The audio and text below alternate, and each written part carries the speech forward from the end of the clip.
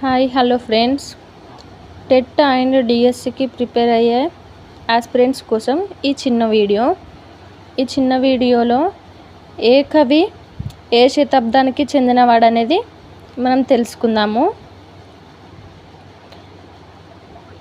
10th class వరకు ఉన్న కవులలో అందరి కవుల గురించి ఈ ఒక్క చిన్న పేపర్లోనే నేను కవర్ చేయడం జరిగింది. సో ఇప్పుడు వారి గురించి తెలుసుకుందాము. నన్నయ్య అనే కవి 11వ శతాబ్దానికి చెందినవాడు. పాల్కురికి సోమనాథుడు 12వ శతాబ్దానికి చెందినవాడు. నెక్స్ట్ బద్దెన, తిక్కన, గోన బుద్ధారెడ్డి, అన్నమయ్య. ఈ 4 మెంబర్స్ 13వ శతాబ్దానికి చెందినవారు. నేను ఎర్రన మర్చిపోయి 14వ శతాబ్దం వ్యక్తిని తొందరలో రాసేసాను. సో కొంచెం అడ్జస్ట్ చేసుకోండి. ఇప్పుడు 13వ శతాబ్దానికి చెందినవారు బద్దెన, తిక్కన, గోన బుద్ధారెడ్డి, అన్నమయ్య. ఈ నలుగురు 13వ శతాబ్దానికి చెందినవారు. నెక్స్ట్ ఎర్రన 14వ శతాబ్దానికి చెందినవారు. నెక్స్ట్ 15వ శతాబ్దానికి వస్తే బమ్మెర పోతన, శ్రీనాథుడు, కొరివి గోపారాజు. ఈ ముగ్గురు కూడా 15వ శతాబ్దానికి చెందినవారు.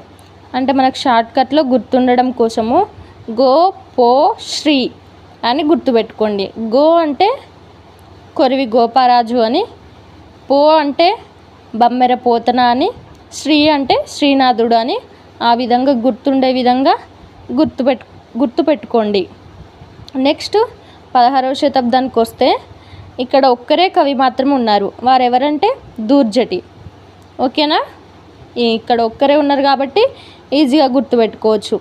దూర్జటి గారు 16వ శతాబ్దానికి చెందినవారు.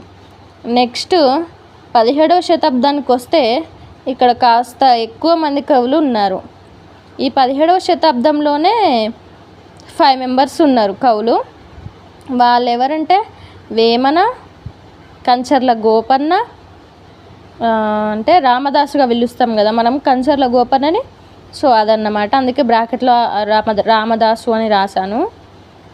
నెక్స్ట్ మారద వెంకయ్య, చేమకూర వెంకట కవి, శ్రీపతి భాస్కర కవి.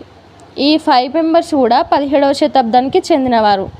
వీరిని గుర్తుంచుకోవడం కోసము V3 లేదంటే మీరు V3 అని కూడా గుర్తుపెట్టుకోండి. V3 అంటే వేమన, వెంకట కవి, వెంకటయ్య.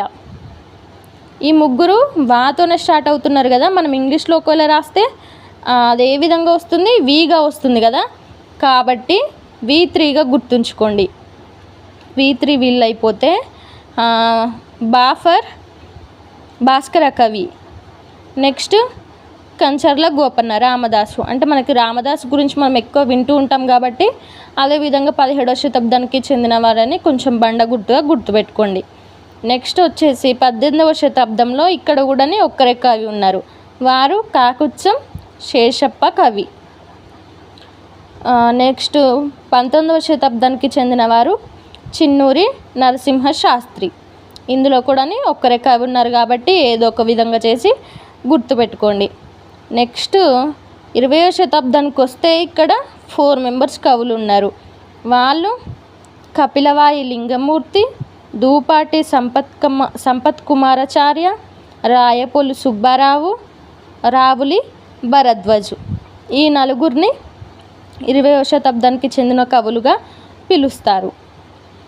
వీరి గురించి కూడా మీకు కావాల్సిన ఏదో ఒక ట్రిక్ని ఉపయోగించుకొని గుర్తుపెట్టుకోండి. సో ఇప్పుడు మనకు 3rd నుండి 10th వరకు అనుకోండి, లేదంటే 6th నుండి 10th వరకు ఉన్న కవులు, శతాబ్దాలకు చెందిన కవులు మొత్తం ఈ 22 మెంబర్స్ మాత్రమే. కాబట్టి ఈ 22 మెంబర్స్ని మీరు ఖచ్చితంగా బై హార్ట్ చేసుకున్నారంటే 1 or 2 మార్క్స్ రావడం మాత్రం పక్కా. ఓకేనా? Thank you for watching this video.